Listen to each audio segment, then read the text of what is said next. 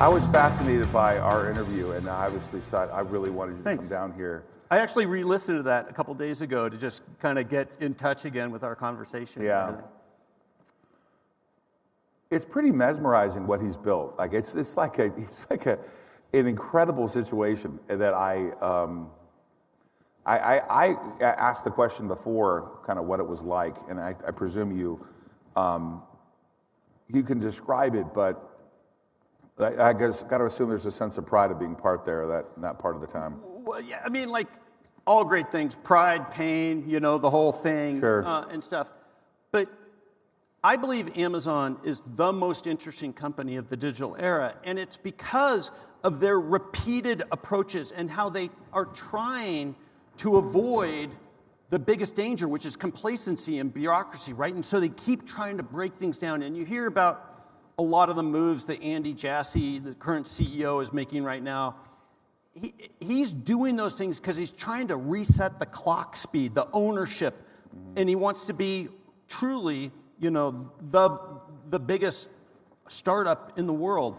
And no matter how you think about Amazon, my thesis has been, and this has been my job for 18 years, is like there's something to learn from that, and something that we can adopt into our personal practices and into our business. And so I think it was a fascinating place. We had a conversation about I think the stuff showing up at the door. It seems like a reoccurring little adrenaline rush, right? I leave my house every morning, and I live in a gated community, and they leave the packages out in front, like right there. And almost every morning there's something there. Sometimes more than one time a day. So has the world become addicted to this process of this delivery, that Amazon smiling package, in a planned way? Because it's become like almost you don't even think about it.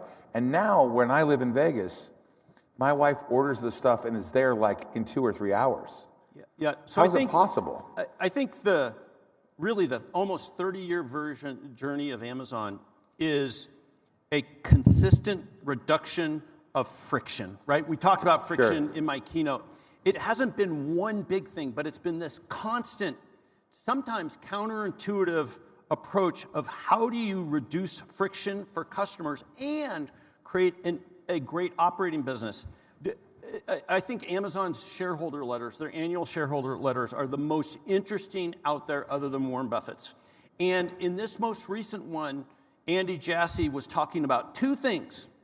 He talked about how they rewired, they re-engineered, they simplified their supply chain planning and logistics so that they could deliver both a decreased unit cost per delivery and speed up the cost, speed up the time of delivery. Both of those things, reduce cost and better service level. And then the other thing he talked about was how they build things. He talked about 2 pizza teams. He talked about small teams that build what they call fundamentals. The fundamentals are the core services that Amazon runs on, and they outsource to others. They let others run.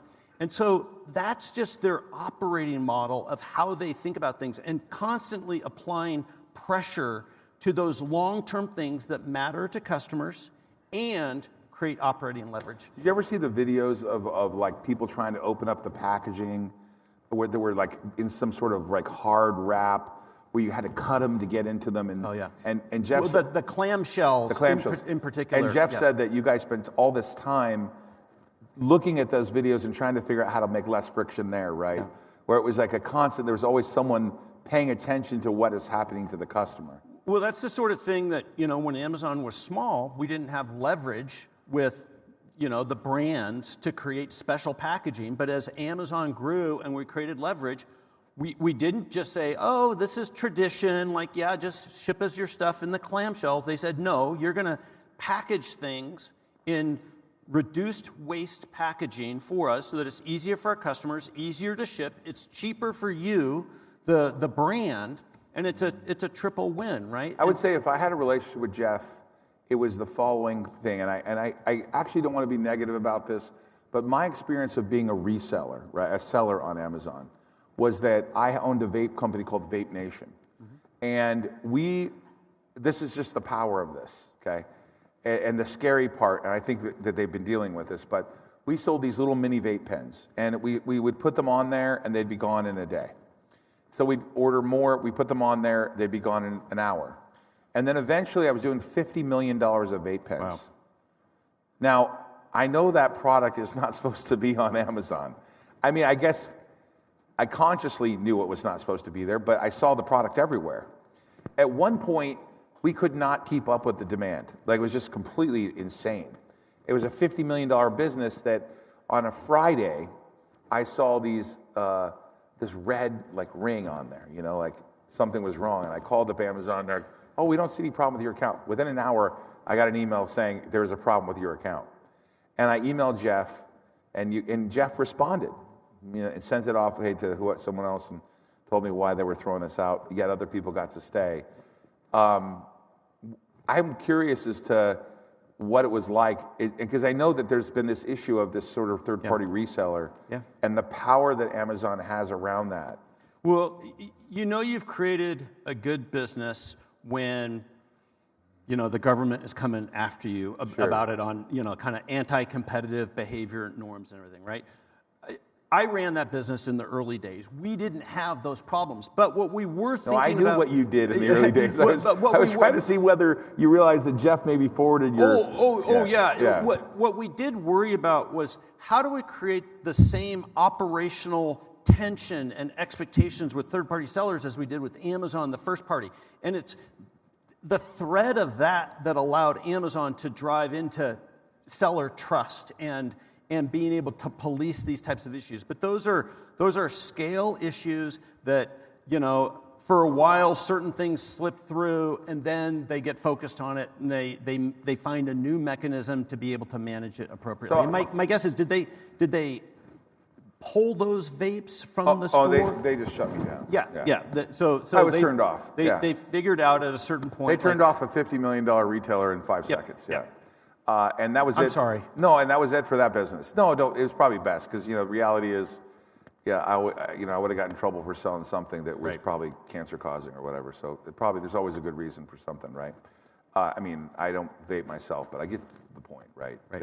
But I just was frustrated a little bit that Amazon kept selling, let other people could sell them and I couldn't. And I just think they'll get caught up to them quick enough. So if you've read any of Brad Stone's book, The Everything Store, and Amazon Unlimited, there was definitely a phase from like 2010 through 2020 where the marketplace it was go big at any cost. Sure. And I think they lost a degree of trust with customers, trust with sellers, well-intentioned sellers. And Amazon's been working to rectify that equation of how to have both the growth and the trust there, especially within this marketplace business that today is 60% of all units shipped and sold. In the last year and a half, we've watched them lay off a lot of people. I recall, so my daughter works in the Day One building in marketing for Alexa. Nice. And there was a series. That's a business that's had a reset, right? Yeah. Well, that had a big reset, right? She was, she's very guarded about what she can say because I believe, I don't know her relationship with Andy, but she's right there, right? And she's told me, we're gonna have a big layoff today, very carefully, because she won't tell me anything. I mean, I don't know what they do to there, but she won't even tell her dad anything till after it's happened. But I don't understand how a business, I've never had to do this, but how does a business like a Twitter, who lays off 80% of their workforce, or 20,000 people leave Amazon, and still hum along? In fact, in those cases, it actually gets better, right? Is that a corporate reset? It's because you start creating the bureaucracy and people who just manage things. They actually don't build or operate something. And so part of this is just a reset. Twitter is better now with a quarter of the employees that it had when Elon took it on. Amazon is better now that they have taken off this kind of mid-management tier. This is partially the impact of AI is having in kind of white office productivity, but it's also just more of cut out the reviews have meetings that matter, make decisions, and operate. And they're trying to get that speed back. And so part of this was the pandemic and kind of the buildup. And, you know, they grew so fast that they brought in a lot of people who didn't understand the culture of Amazon and what it's like to do. And they're recalibrating back down to that level. And this is, you know, what hopefully Elon and Vivek are bringing via Doge to our country. Sure. Is we should expect better outcomes at a quarter of the cost. Those things are not different, they are aligned. And this is where invent and simplify, like that is the delete story, is if you design things, processes appropriately, they operate better with far less cost and people, but you have to design them. And most people don't really understand the art of designing processes and operations. One thing about your writings is that I didn't really understand this. I don't know why I was so oblivious to this, but there was the infrastructure investment from the country made it possible for Amazon to do what they did, right? They could build on the back of the post office. Yes. They could build on the back of FedEx and UPS. The highways. And what I will tell you that I've really, John has enforced this with me, is there's no time better ever in your lifetime, a cheaper access to capital to start a business, even on the back of Amazon, using AWS or some of their products.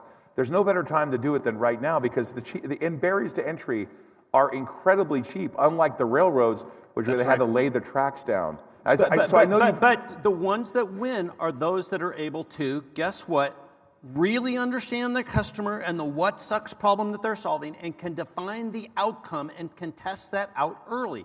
But if you do those things, and then as you're pointing out, you've got all this on-demand infrastructure that you can plug and play with, and it gets even cheaper because you've done a good job of specifying what the future is that you're trying to create. Yeah, so I see people who talk about, well, I got to get ready. The days of you like having to really work hard, even now with Ask ROI, I'm going to give a selfless plug here. Go ask it to program something for you. Amen. Go say, hey, make me something. By the way, if you pay attention to what the leader of NVIDIA says, we used to tell our kids to learn to code. Those days are over. We don't need coders anymore. We got someone to do that for you. Anyways. Well, and what's using Ask ROI and doing that, what you'll notice is your prompt is a test of your ability to be able to write what it is that you want to do. Sure. And so all of this work lines up with you being able to specify better what it is that I want to be able to do, and leveraging these new superpower tools. Yeah, one of the most fascinating things about Ask ROI, and I know this because we use AWS too, right, is the ability for me to tell it, like he writes me something and I say, okay, I didn't like that. You need to do a better job. Write it like a fifth grader, write it like a sixth grader. Don't be so flamboyant. Can you write it more business-like? Can you make this more Calvin Coolidge-like, or whoever? Can you make it sound like Donald Trump? This shit is incredible, and you were at the forefront of this stuff, which is just incredible. Anyway, John, thank you so much for being here. You guys. Thank you. John Rossman, everybody. Thank you, my friend. Thanks again. Thank you.